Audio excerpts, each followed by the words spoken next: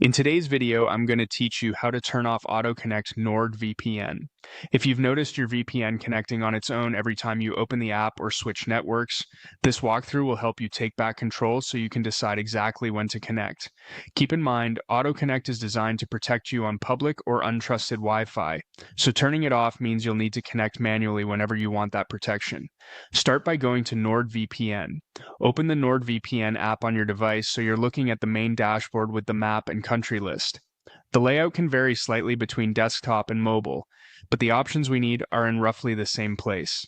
Next, look to the top right of the app for your profile area. It usually shows your avatar or account icon. Click that profile icon to reveal your account menu. This is the quickest way to get to the preferences that control how the app behaves. From that menu, click on Settings. Settings is where NordVPN keeps all the toggles for connection behavior, privacy, and performance. We'll make a small change here that stops the app from launching a VPN session automatically in the background. Inside Settings, find and click on the section labeled Connection and Security. This area groups options that influence when and how the VPN connects, plus features that help keep your connection safe. That's exactly where the Auto Connect controls live. Now, look for Auto Connect.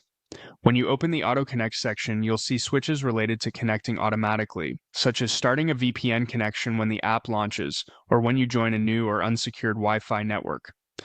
To fully disable Auto Connect behavior, turn off every option you see in this Auto Connect area. If a box is checked, uncheck it.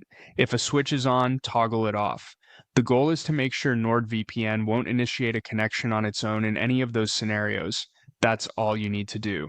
From now on, NordVPN will stay idle until you choose a server and connect manually.